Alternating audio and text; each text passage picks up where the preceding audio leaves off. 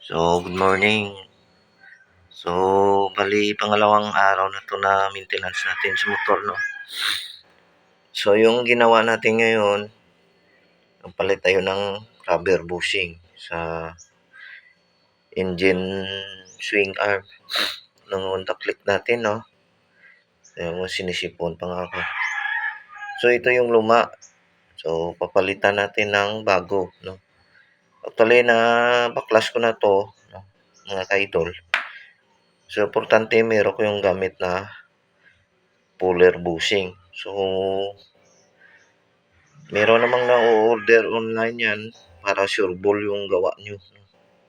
Kasi 'pag wala kayong mga tools na ganito 'no, mahihirapan kayong magbaklas ng rubber bushing o di kaya magpalit 'no. So, yun ang gagawin natin. So, may upload pa ako, marami tayong gagawin dito. So, thank you.